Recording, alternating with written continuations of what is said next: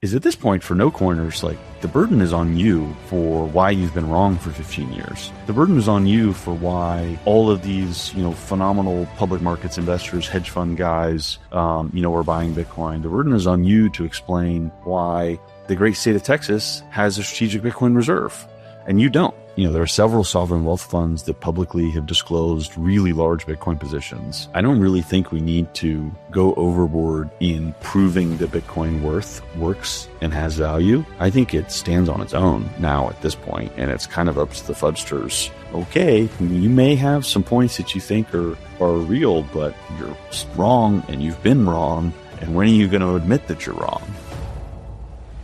Welcome back. I've got Ryan Gentry, CEO of Bitcoin Infrastructure Group, BIXIU, which just announced the completion of its $200 million IPO and recently trading. Ryan, welcome to the Blockspace podcast. Thank you so much for having me, Charlie. I'm really excited to be here. We just launched our IPO, last week. Initially, we're targeting $200 million. We're very excited to note that due to extreme demand, we were 5x oversubscribed. We actually upsized it to $220 million. And so that's public markets want Bitcoin exposure. Public markets are very excited about Bitcoin, and I'm excited to talk to you with you about it today. Yeah, and I think we'll regularly have me wade into areas of TradFi that I don't understand. So you'll have to hold my hand a bit here. But first, a little context, Ryan. I was doing a little background snooping on you. Looks like you have a bachelor's in aerospace engineering and then a master's in electrical and computer engineering. I do. Why did you leave a perfectly good career like engineering and come to the world of Bitcoin and crypto? It's actually it's a really good question. So I did graduate from the great University of Texas, the best university in all of the world, with an aerospace engineering bachelor's. I did not get the job with SpaceX. I tried desperately, but didn't quite cut it there, to my eternal chagrin. And the other options on the market at the time were, I didn't want to go work for the government, which is, one of the reasons that I ended up in Bitcoin. I didn't really want to go work for Lockheed Martin or Raytheon or one of those other entities. And so I had this really good job opportunity to do controls engineering at Intel, which is obviously not an aerospace company. But controls engineering is like one of the sub-disciplines of aerospace and one that I liked and was good at. And they were willing to pay me to do it. So I actually started my career working in the fabs in Arizona for Intel, working on control panels, PLCs, all that sort of stuff. And it was interesting, but Intel's a 100,000 person company. All the people that I was working with were, 50 plus age. It was not a dynamic start to my career that I was hoping for. And so, I started my Georgia Tech Masters while I was at Intel to get into like a sexier department where I was working on the Internet of Things, if you remember that buzzword. Mm-hmm. Yeah. And so that was cool and interesting. And the more I thought about what an Internet of Things would look like with all of these machines, generating data, sending data out, processing data, all this sort of stuff, the more I got interested in the concept of data markets, actual marketplaces for data. And then the more I got interested in the concept of digital money and digital payments, of like payments that would, be made, the money that would make digital markets, data markets work. And it just so happened that timing coincided with 2017, with the ICO bubble. And I got, really sucked in because I was like, oh, at the time I'm thinking about this digital money and here's all of these new digital monies and people working on it. Like, what an amazing coincidence. So I got really sucked in and had, I think uniquely no Austrian economics background at all. Like I had no understanding of why Bitcoin was special at the time. I was just looking for like a money you could send over the internet that would work for little tiny computers. So, that led me to, I got really sucked in. And after I finished my master's, I was very lucky in how I got a job. Actually, I reached out because I heard them on a podcast. So, you're doing the Lord's work here, Charlie. Yeah. Podcasting. I got a job at Multicoin Capital, which allowed me to move back to Austin. And my job was just to read white papers. And I was told one time by one of the partners, just don't let us invest in anything that breaks the laws of physics, right? That was kind of like my job description, being the lead analyst there. But it was a great job because I got to jump from engineering over to, venture capital, which I was excited about. I got to, research all and meet all of the founders and all of these new exciting ideas, stuff that I now know is and quickly figured out was mostly smoke and mirrors, but, proof of stake, new consensus algorithms, privacy coins, blah, blah, blah, blah, blah, all this stuff. And I was like certain that somewhere within this domain was going to be this payments network that would allow, machine to machine payments at the scale that the Internet of Things promised. So that's kind of like how I got into this. And then it just so happened that, after 6 months to a year of working at Multicoin, I realized that like, oh, all of these other coins are stupid. And like Bitcoin is the only asset that really matters in this space. And then it took me like another 6 months of being like, oh man, this Lightning Network thing is really going to work. And like maybe actually this Lightning Network thing is going to be the machine payments network. Like it can do micropayments that scales really well, blah, blah, blah, blah, blah. And so, once I kind of had that understanding, I, networked my way to meeting Elizabeth Stark and begged her for a job for 6 months, and ended up at Lightning Labs, where I spent the last 5 years. It's a bit of a circuitous route, but there is some coherence to it. And, now seeing all the exciting stuff that's happening, in space, in the aerospace world, there is certainly an aspect of me that, thinks about the path not traveled. SpaceX is building orbital data centers now, right? Like that's pretty crazy. But I like Bitcoiners. I'm bullish on Bitcoin. I'm excited about the future, and I'm excited to do my part to help. I really do believe that this is a multidisciplinary ecosystem. I think the more hats you wear, the better. And I can imagine someday down the road that engineering will converge more with the world of Bitcoin and Bitcoin payments. So you've got one other thing though, because you opened the door on this. Yeah, I'm not the only aerospace engineer in the Bitcoin world. There's actually several extremely prominent ones. I'm not surprised. Name drop one. Michael Saylor. Okay. Preston Pish. Alex Leishman.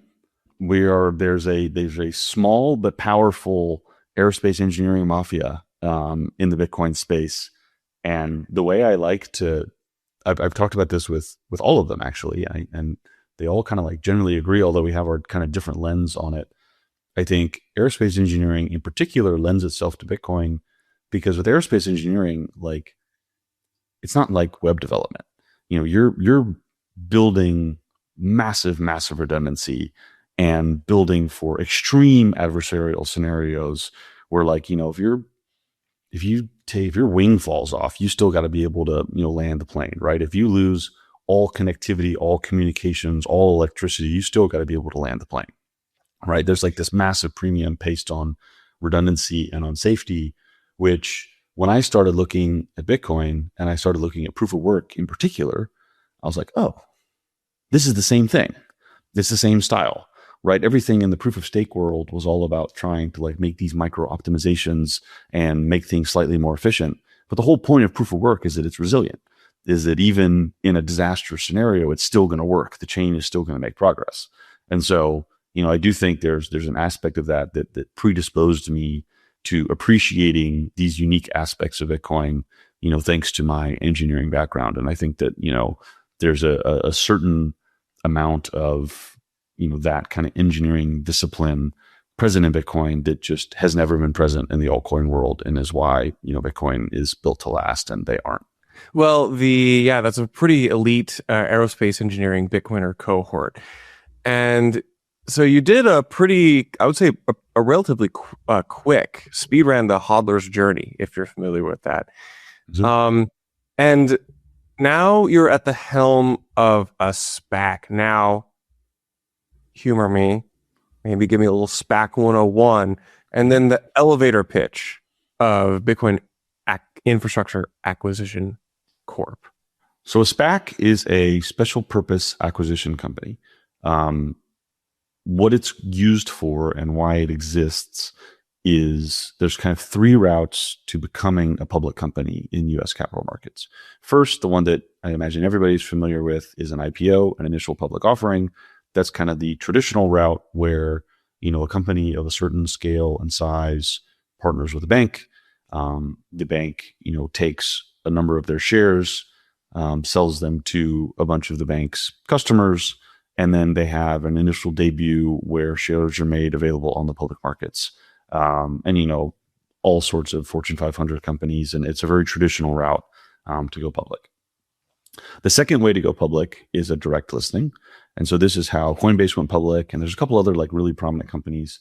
That's where you just don't work at the bank and you just list directly. You have to have like a certain amount of marketing and retail appeal and broad distribution to do that. Not every company can stroke a direct listing. It's an impressive and difficult thing to do. But it is a very attractive one for if you're able to do it. And that's why, Coinbase did it. And the third route is a SPAC. And so a SPAC is where instead of working with a JP Morgan or a Goldman Sachs as your bank, you work with someone like me. And my job at the SPAC is to take a Bitcoin company, an operating Bitcoin company, and take them into public markets, help them raise money. That's what the $220 million is for. Help them raise money, help transform them into a public company, and ideally, help them on their next leg of their journey, of their mission to, spread Bitcoin and Bitcoin products to the world. And so, what the process of raising the $220 million looks like is, there are a number of investors in public markets that like to invest in SPACs because of the structure. They put in their $220 million. The $220 million sits in treasuries, and we have 2 years to do a deal. So it's kind of a time limited thing where investors sign up for, a 2-year lockup. And once we get a deal done and we, merge with this private Bitcoin company, that $220 million converts into equity into the company, if the investors so choose. One of the, downsides of a SPAC, as opposed to an IPO, is that once the business combination is made, investors do have the opportunity, if they so choose, to not convert to equity holders, and instead, to say, no, I don't want to. And so, there's a certain amount of massaging and investor relations and valuation and sizing and things like that goes into making sure that doesn't happen, that the eventual public company actually gets the capital that they're looking for. But that's part of the game. That's part of the deal. Double tapping on like the SPAC. Are you trying to acquire like a single company, or are you going for multiple companies? Like what's the play here? Is that even something you have to decide at this point? Yeah, so it really depends. I think the easiest route is just to do a single company. That's definitely the most straightforward and least complicated route. But one of the value adds of raising a bunch of money and going public, one of the reasons to do so is to engage in acquisitions. So there certainly is an opportunity and a possibility of announcing a business combination, which is, 2 or more private companies along with the public SPAC. I think it just really depends on the teams, the particular opportunity, and we'll just kind of have to see. But I do think that definitely the easiest and simplest is just to do a single company. Single big deal, fewer moving parts, fewer plates to spin while you're working on the SPAC. But IPOs are hot. I think they're the hottest they've ever been, especially for crypto companies. Again, bucketing in this with all crypto companies.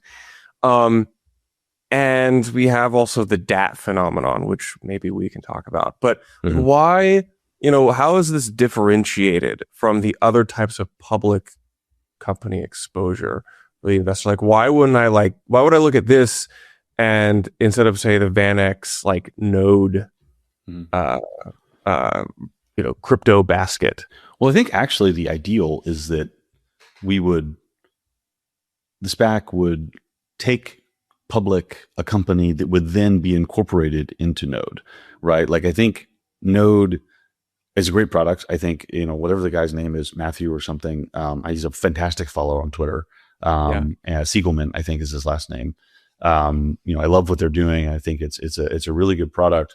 And I think they would love to have more public companies, right? Like more Bitcoin native public companies to incorporate into it. And so I think, that would be a great way. And, depending on the business combination we put out, obviously my goal is to put out an excellent one that will perform fantastically in public markets.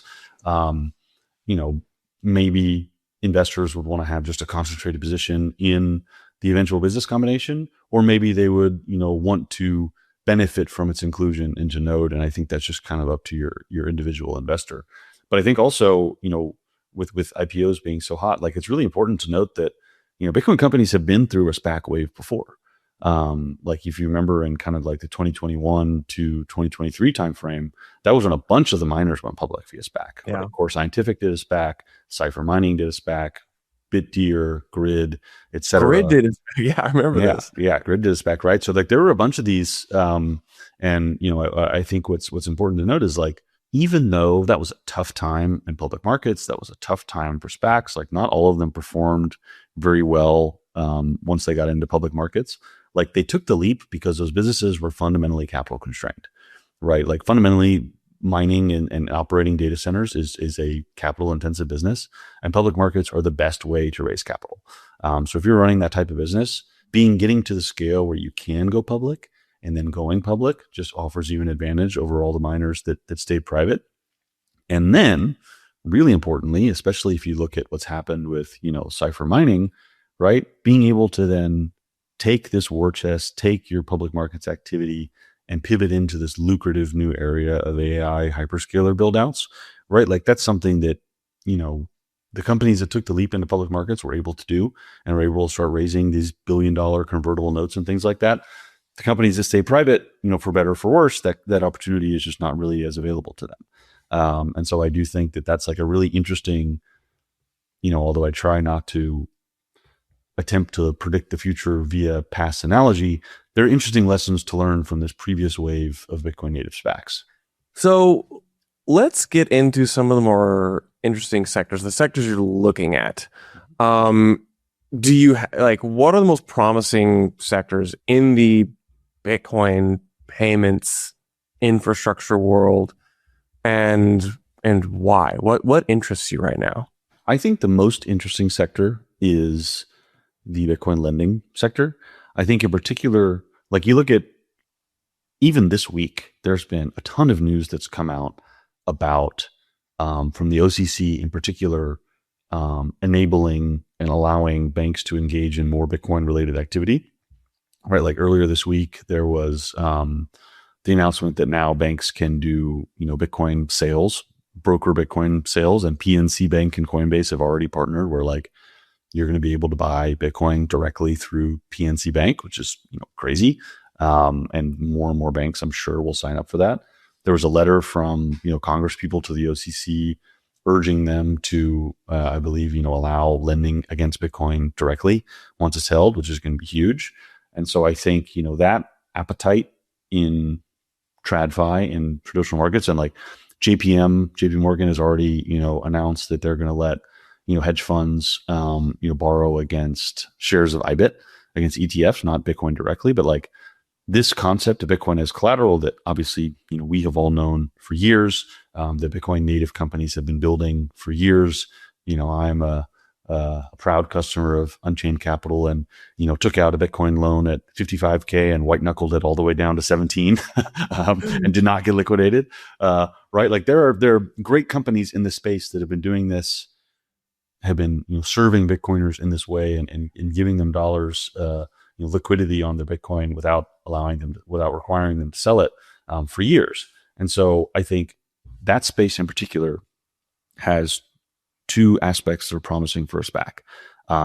They're capital constrained, right? The more dollars that you have, the better terms you can lend at, and the more your market opens up. There's just more people willing to borrow Bitcoin at 6%, of course, than there are at 13%. And the cheaper your cost of capital can get, the more you can engage in that activity. And two, I think there's a real sense of urgency for this sector of the market. I think that if, in 18 months, when JP Morgan is lending against Bitcoin directly at, the rate that a bank can lend at, which is very, very low, I think the, terms that you can get on the private markets today from one of these Bitcoin native lenders are just not going to be competitive. And so I think there's a real sense of urgency to raise money now, and get public and lower that cost to borrow for these Bitcoin native lenders, very quickly. And so I think that's the one area that I'm very excited about, in particular. But I also think just in general, there's a lot of these companies that, are filing for IPO right now. BitGo's filing for IPO. I expect Paxos is going to file for IPO. Grayscale's filing for IPO. Kraken's on, yeah. Kraken, exactly. Right? Like there's all this new cohort of companies that are coming, that are, financial infrastructure companies generally, whether they're exchanges, custodians, all that sort of stuff. And I think that is the sector of this ecosystem that has grown up enough to where it's public markets ready. And so like lending is like one specific niche within that I think is really promising. But in general, companies that are providing financial infrastructure that will allow, banks and other large institutions and enterprises to access Bitcoin and access, Bitcoin native tools is the sector I think that is most interesting.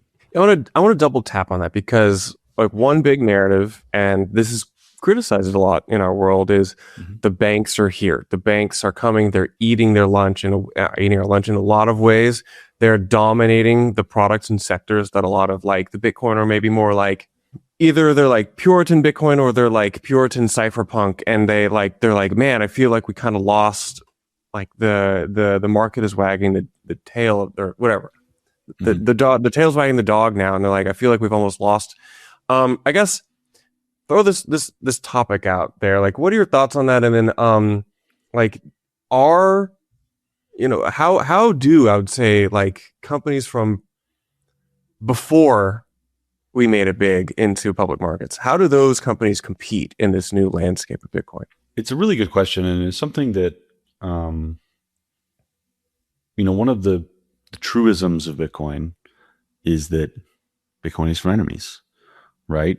And one of the things that I think I didn't understand 3-4 years ago was how much traditional markets and institutions need Bitcoin.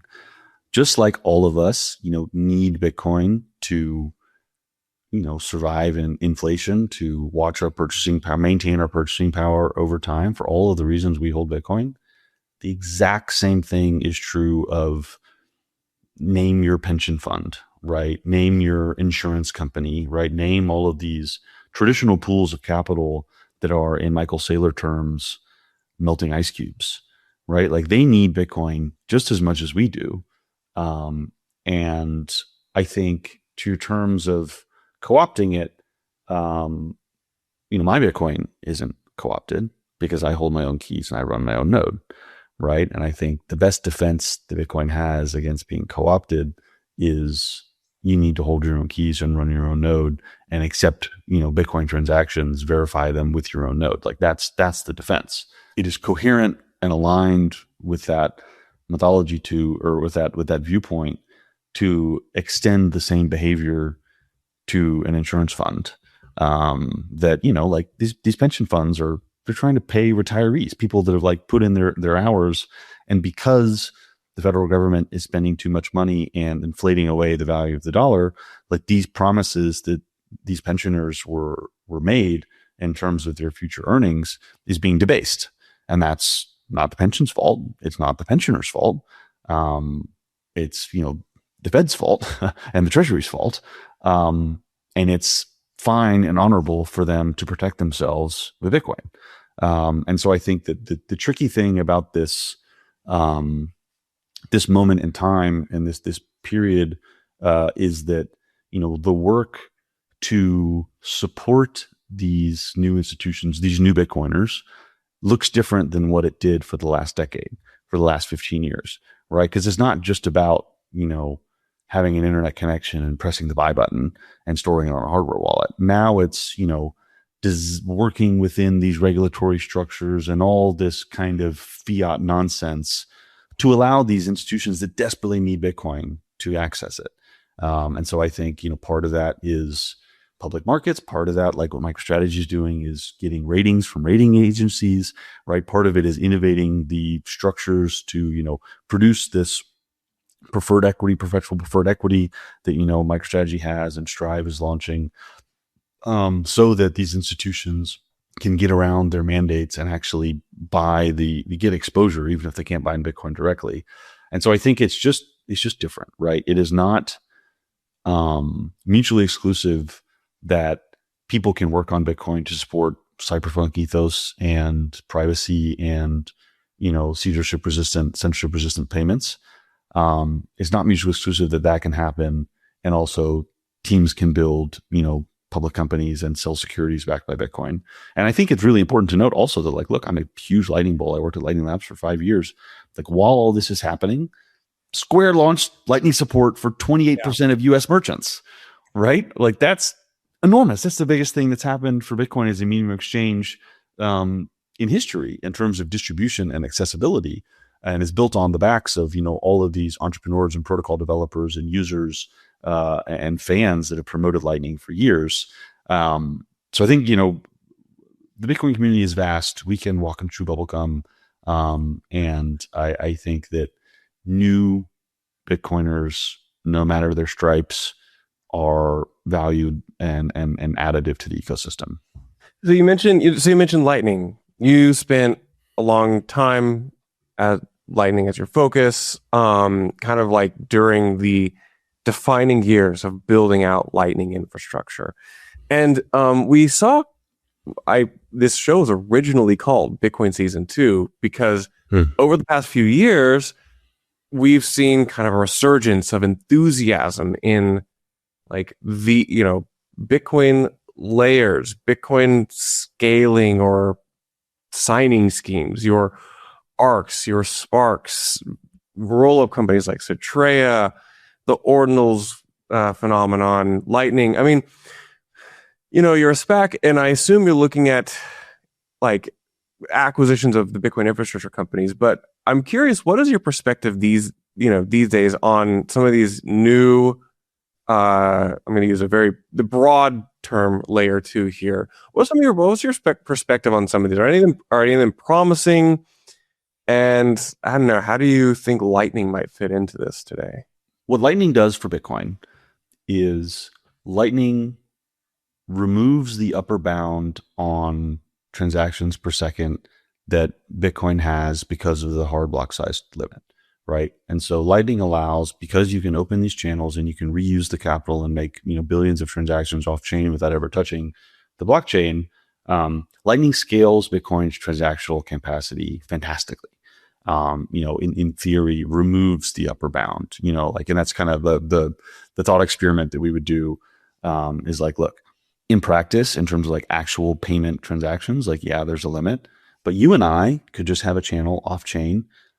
We could have 5 channels off chain. We could have 100 channels off chain, and we could just ping pong sats back and forth, 1,000,000 times a day. And like all of a sudden Bitcoin would be doing, billions of transactions per second. Like in theory, that's possible. In practice, it's ridiculous. But that's really what Lightning is good for. The problem Lightning does not solve is expanding the number of people that can make self-custodial Bitcoin transactions and hold their own keys and transact, efficiently, especially if you assume like a high fee market. And so that's where I think all of these new, I call them, from the BitVM paper, I like calling them side systems, because they're not side chains, they're not layer 2s, definitely. But side systems is, I think, a good catch-all. I like that because I use layer 2 because it's a familiar one to people. But again, these days doesn't mean a whole lot, and it's not technically correct. But yeah. So I like side systems, and I think what side systems are solving is they are solving the problem of allowing people to expanding the ability to hold your own Bitcoin private keys off chain. But interestingly, like, they all are going to have at some point some capacity issues, right? Like there is still going to be some limit on transactions per second that they can support.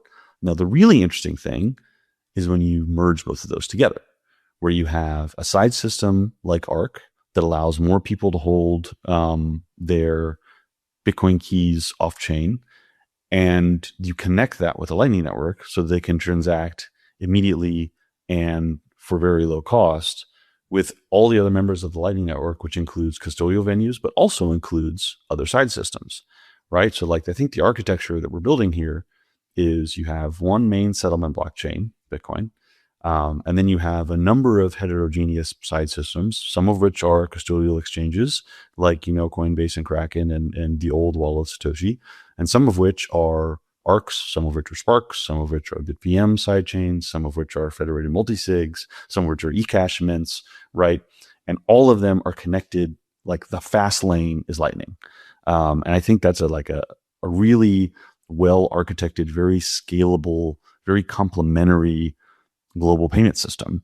And I think having the funny thing is, whether it was intentional or not, the fact that Bitcoin developed in this manner and we built the Lightning Network first, we built the interoperability layer first, and then we're bolting on all of these new side systems to it that are all different and competing, is so much superior to the mess that Ethereum built. Even though architecturally it like kind of looks the same, and that they have like Ethereum and then they have all of their different rollups, none of them can talk to each other. Bridging is a nightmare, and there's no incentive to build an interoperability layer because they all hate each other.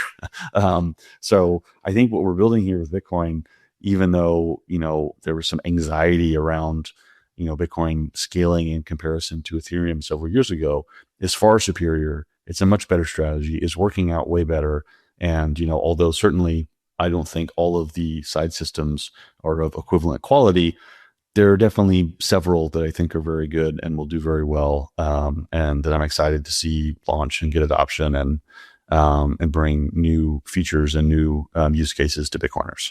That's a really good point. There does seem to be a lot more camaraderie or familiarity between the various side systems in the Bitcoin world than Ethereum, which that is almost such a tortured competition that it's affecting Ethereum like at a very deep level. Yeah. And I've said this, one other point on that though, that I've said this before, but I'm in my 5 years of Lighting Labs, like I pitched a lot of things in business development, pitched a lot of ideas. By far, the most well-received idea I had was pitching these new Bitcoin side systems on integrating with Lightning, because the pitch is super straightforward. It's, okay, you're Botanix, you're Alpen Labs, you're Citria, you're going to launch. You want to get connected to all these companies that already have Lightning integrations.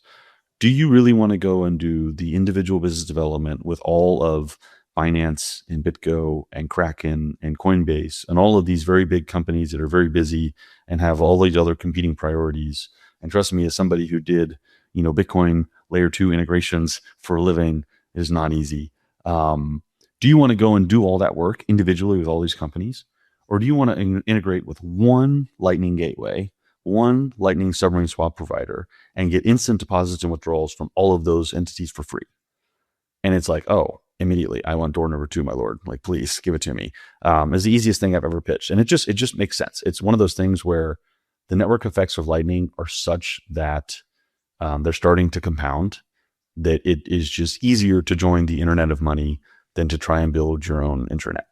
Which is interesting, because that almost kind of takes us back to what you outlaid in your introduction, where you say you got into this because you were looking first from an engineer's perspective. There's things on the internet they need to communicate. They need a monetary layer. Do you think we're getting close to that with Bitcoin on its current trajectory? And I invite you almost to kind of full circle here, reflect, and maybe if what needs to happen still. So I think the funniest thing is, the Internet of Things was a really big buzzword 10 years ago. I don't really think it's amounted to anything. Right. I don't there's not people clamoring for smart trash cans and, smart water meters all that much. However, there are machines now that we're very interested in enabling with transactional capacity, and those are AI agents. Right? People are very, very, very excited about giving AI agents the ability to purchase products, engage in commerce, all that sort of stuff. And there are companies building, both in the crypto space broadly, and also in the Lightning space, like FuSats, who are building, specific AI agent payment technologies on Lightning. And I think that's a super promising area. I do think that, really a missing piece for them is these new side systems, because, for an AI agent, like really it needs to be like a self-custodial account that like doesn't have to manage a node. It just has to have like a private key that it can transact with. So I think that's like one of the missing pieces. And I think the other missing piece, just because the AI agent developers, the Venn diagram of AI agent developers and Bitcoiners is like two people. Yeah, Right? it's really small. I think stablecoins are a really big enabler there too, just given the market of who those developers are and what they're interested in doing. But I do think, yes, I think the Lightning is the network. I think that, at the end of the day, Bitcoin will be the currency. Although stable coins are like an interesting bridge option, just given where, commerce is at. And I do think that, this vision is being revealed. It's just the machines are a little bit different than the ones I envisioned 10 years ago. So maybe to kind of tie a bow on this, you are navigating the world of public markets and I'd say, big boy suit and tie like investor world, but you also just spent a decent amount of time getting very in the weeds on the technical side of things. You are very familiar technically how these implementations are. You know what ARC, Spark, rollups are.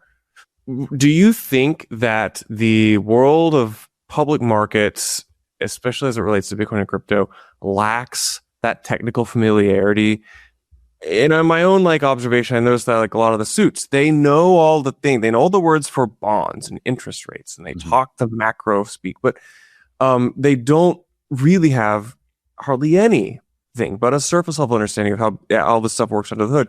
Do you think, I invite you to comment on that, because like I want everybody to know all the details, but I don't know if it's necessary. What are your thoughts? Well, I think actually that is one of the main areas that I can add value as the CEO of the SPAC. Is, you're right, the TradFi people have no idea about anything to do with Bitcoin, anything to do with crypto.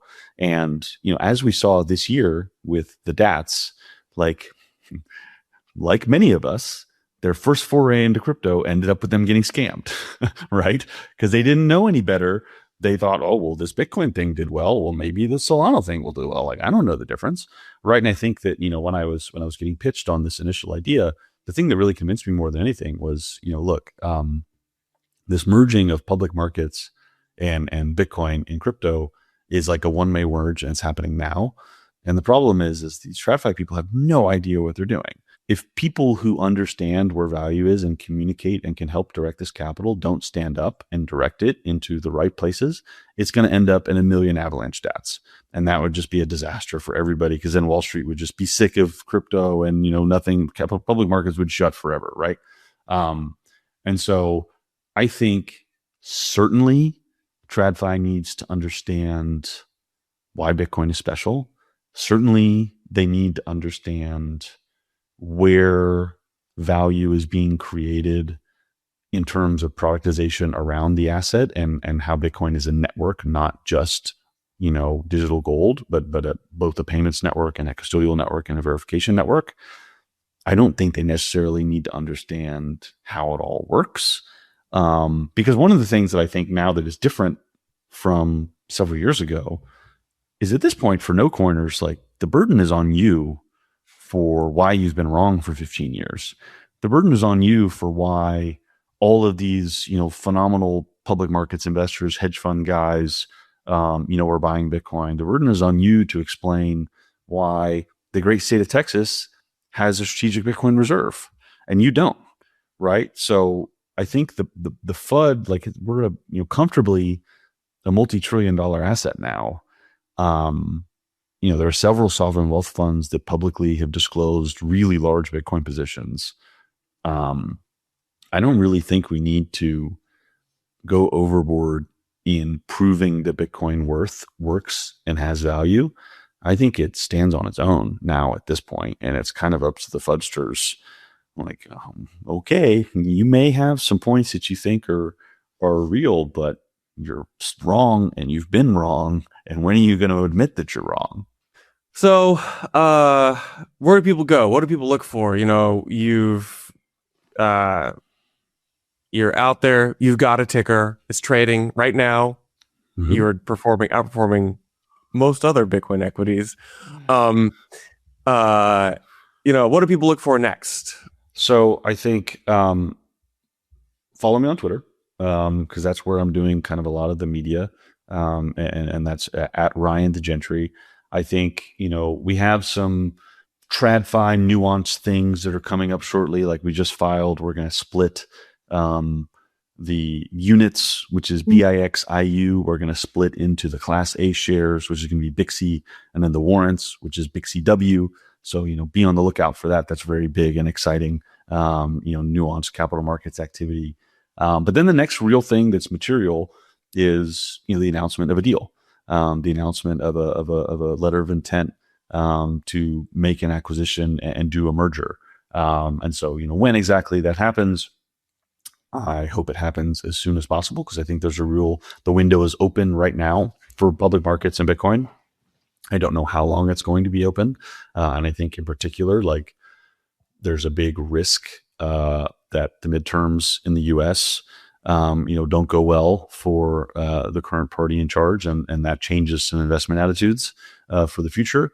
But, I'm certainly hustling as fast as I can to get a deal done. But, this is not something that you can necessarily force along. So, be on the lookout for that, because that'll be very exciting. And I think, in the meantime, I'm excited just to do engagement with the Bitcoin community, education with the TradFi community, and keep pushing Bitcoin forward.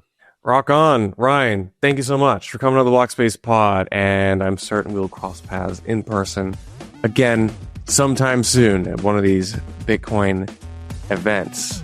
Thank you so much. Amazing. Thank you for having me.